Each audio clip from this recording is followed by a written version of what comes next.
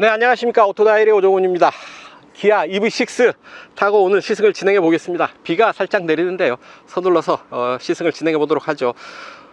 3년 만에 새로 나온 상품성 개선 모델, 마이너 체인지 모델 정도로 볼 수가 있을 텐데요, 가장 큰 변화, 전기차의 배터리에 있습니다. 배터리 용량을 일부 늘렸죠.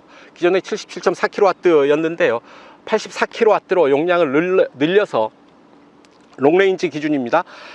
주행 가는 거리도 자연스럽게 늘어났죠. 1회 충전 주행 가는 거리 456km로 국내 인증을 받았고요. 계기판상으로는 500km 이상 달려갈 수 있는 것으로 나옵니다. 그만큼 충분한 주행 거리를 확보해서 중간에 충전할 걱정하지 않아도 되겠다라는 얘기입니다. 가격은 이전 그대로 고정을 했지만 변동을 하지 않고 이전 가격 그대로 유지했지만 그 사이에 보조금이 줄었죠. 그래서 소비자 입장에서는 실제 부담금이 늘어나는 그런 현상이 발생합니다. 실내 인테리어에서도 여러 가지 소프트웨어 업그레이드 하는 부분, 전체적으로 그 범위가 늘어났고 안전 및 편의 장비도 조금씩 개선을 이어가서 이전 세대보다 좀 더 한 단계 더 업그레이드된 완성도 높은 그런 모습을 만나볼 수 있지 않을까 싶습니다. 자, 과연 어느 정도나 변했는지요, 과연 어떤 느낌을 받게 될지 직접 시승을 통해서 그 느낌 여러분들과 공유해 볼까 합니다. 좋아요, 구독하기 잊지 마시고요. 오늘도 저와 함께 하시죠. 출발합니다.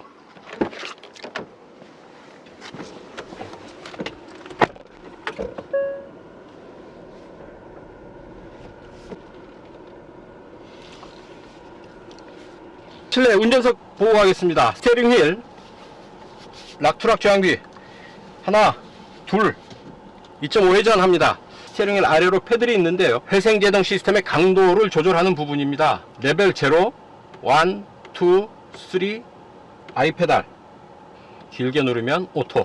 회생제동 시스템을 조절하는 패들이다.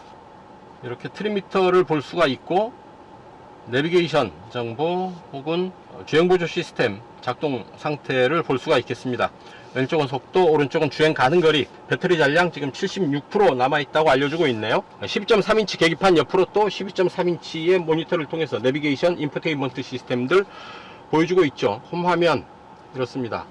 이제 지문을 통해서 로그인 할 수도 있는데요, 저는 오늘 하루 이 차를 타보는 게스트이기 때문에 일부 기능에는 접근을 할 수가 없게 되어 있습니다. 지문인식 시스템도 그렇고요. 내 차 위치 공유, 주변 정보, 경치 좋은 길을 추천해 주기도 합니다. 지금 현재 주행 가는 거리로 이 부분, 이렇게 경상남도, 전라남도 주행 가능하다고 내비게이션 상에서 표시를 해 줍니다.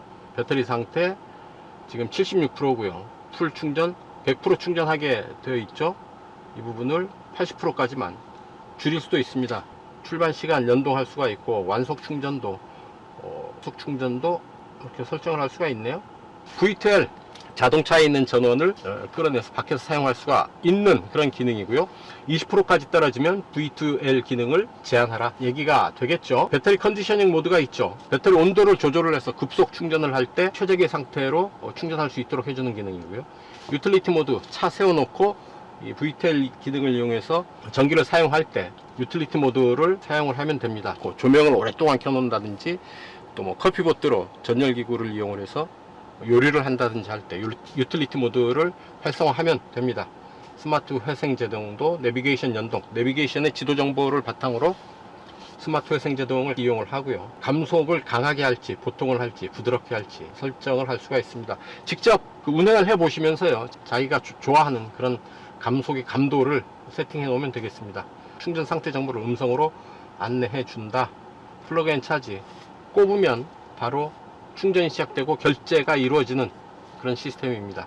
사전에 등록이 필요하겠죠. 전력 소비량 이렇게 보여줍니다. 지금 차가 세워져 있으니까요, 전자장치에 52%, 공조에 48% 이렇게 쓰고 있다라는 얘기입니다. 가까운 충전소 찾아갈 수가 있고, 유틸리티 모드, 전력 소비량 이렇게 표시가 됩니다. 안드로이드도 이렇게 무선으로 연결이 되고요. 그리고 이 부분 올려놓으면 무선 충전까지 가능해집니다. 운전하는 동안 자연스럽게 무선 연동시키고 이 부분에 올려놓으면 핸드폰, 스마트폰 배터리 걱정도 하지 않아도 되겠습니다. 시네마, 유튜브, 왓챠, 웨이브 등이 연동이 되고요. 넷플릭스가 안 올라오네요. 빌트인 캠, 블랙박스죠. 녹화된 영상들이 있네요. 이 영상들을 확인을 하고 필요하다면 또 내려받아서 이용을 할 수도 있겠죠. 주행안전, 전방 안전, 전방 교차 안전, 측방 안전, 차로 안전, 후측방 모니터, 후측방 안전, 하차 안전, 운전자 주의 경고, 속도 제한, 주차 안전. 브레이크 모드를 노말과 스포츠 조절을 할 수가 있습니다. 둘 중에 하나 선택을 할 수가 있고요. 좀 더 강하고 확실한 브레이크 성능을 원한다 하면 스포츠 모드를 택하면 되겠습니다. 메리디안 오디오 시스템 적용되어 있죠. 12개의 스피커를 적용하고 있습니다. 실내 온도 19도. 19도로 설정할게요. 실내 온도 19도로 바뀌었죠. 뒤 차창 열어줘. 후석 창문을 열게요. 열선 시트.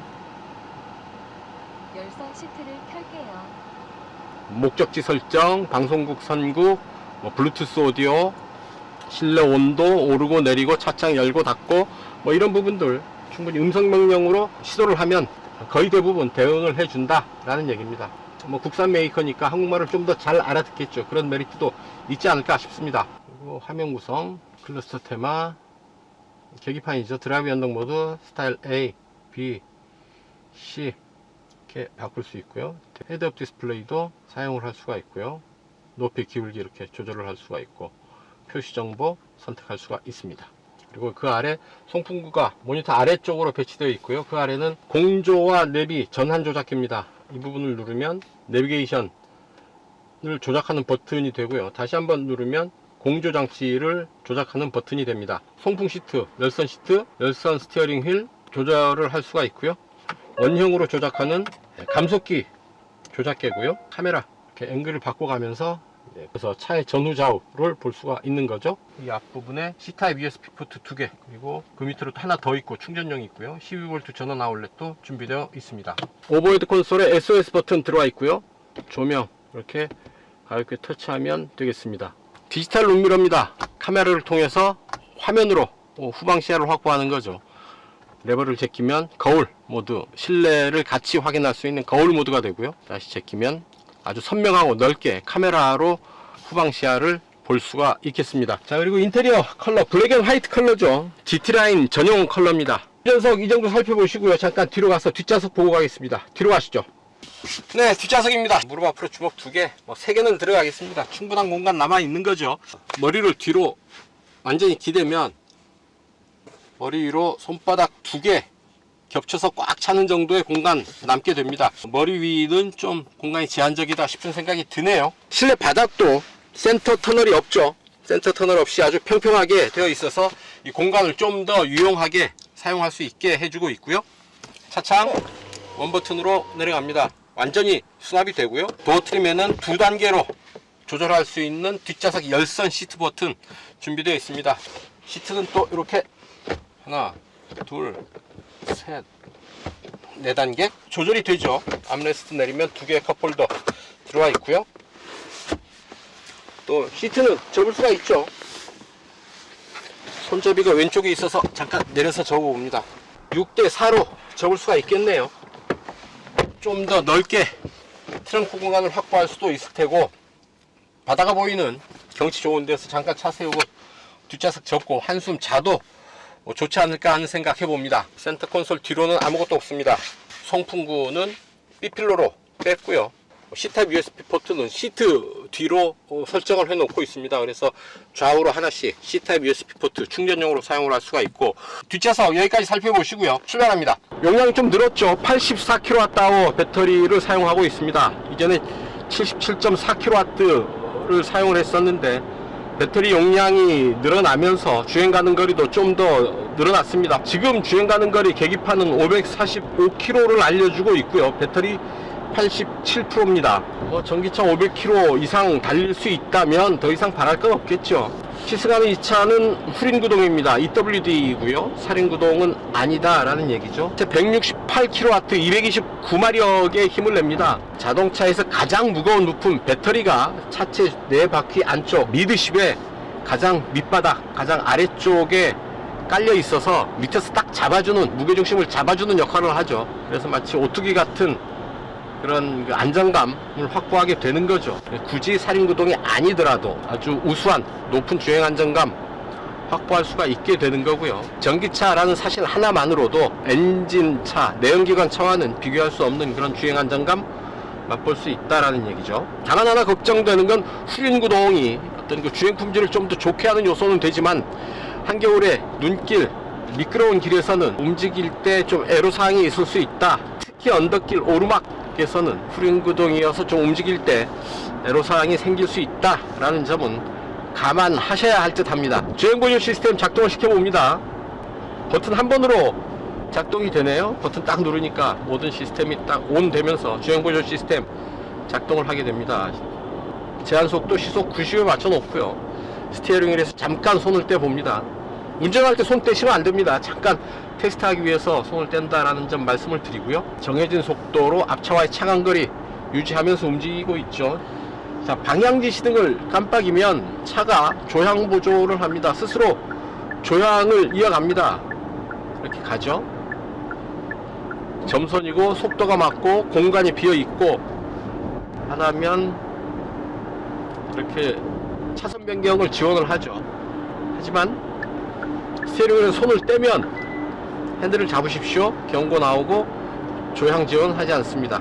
운전 책임은 너한테 있어. 그런 얘기를 하는 거죠. 차 간격이 밀집되어 있고 어려운 구간에서는 차선 변경이 지원되지 않는다. 쉽게 얘기하면 초보 운전자도 여유 있게 차선 변경을 할 수 있을 정도의 상황에서 차선 변경 지원을 한다 정도로 이해를 하면 되지 싶습니다.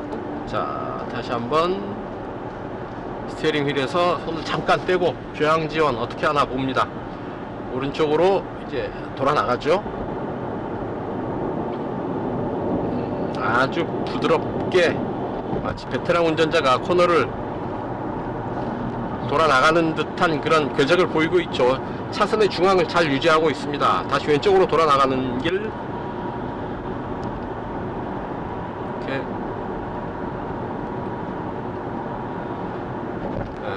코너 주행을 마무리하고 있습니다. 이 정도면 어지간한 초보 운전자보다는 낫다 싶습니다. 후륜구동 뒤에서 밀고 가는 느낌이 좀 편안하죠. 스포츠 모드로 가봅니다. 툭툭툭툭 차가 힘을 받는 게 바로 느껴지죠.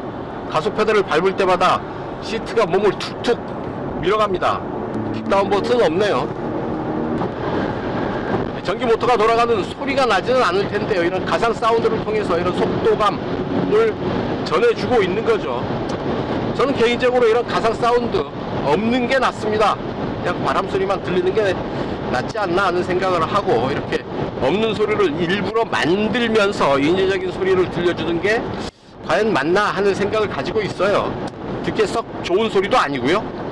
어쨌든 이제 고속주행을 하는데 이 속도에서도 바람 소리가 그렇게 크지 않습니다.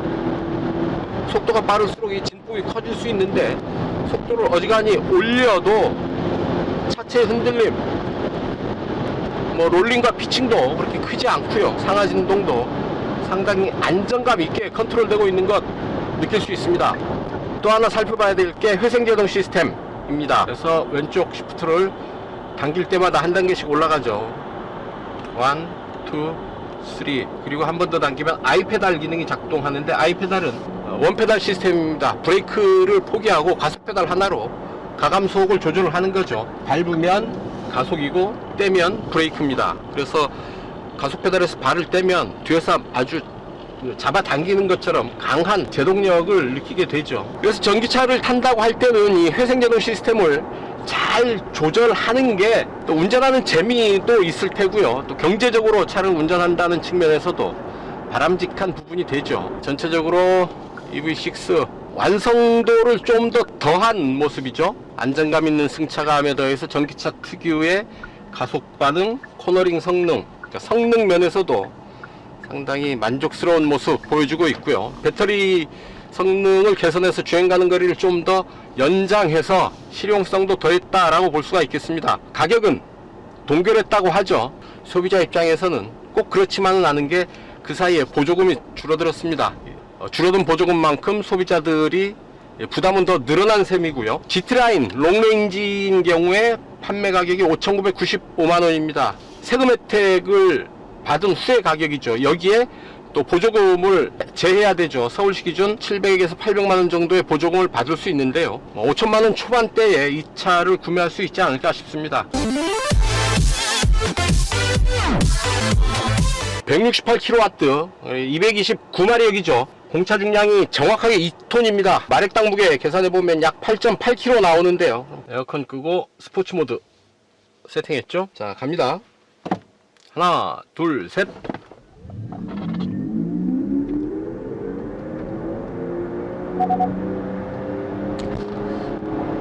조금 시간이 걸리네요.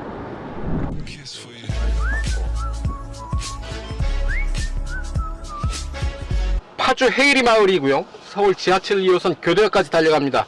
55km 될 텐데요. 실주행 연비 어느 정도나 되는지 직접 체크해 보도록 합니다. 이 차 공인복합 연비는 kWh당 4.9km로 인증을 받았습니다. 네, 교대역 너머리 도착했고요. 신호대기로 앞차 따라서 정지했습니다. 1시간 13분 동안 55.4km 달려왔습니다. 평균 연비 kWh당 6.7 기록했습니다. 네, 단도직입입니다. EV6 타면서 느꼈던 사소한 불편함, 아쉬움 몇 가지 말씀을 드릴 텐데요. 트렁크를 열게 되면 드러난 예리한 각이 좀 눈에 거슬리더군요. 아웃도어 활동을 한다고 트렁크를 열어놓고 있을 때 차 주변에서 움직이다가 그런 부분에 다치지 않을까 하는 걱정이 되는 거죠. 헤이 기아, 안녕 기아, 헬로 기아, 콜은 적용되지 않았네요. 음성명령 시스템 참 편하고 잘 알아듣는데요.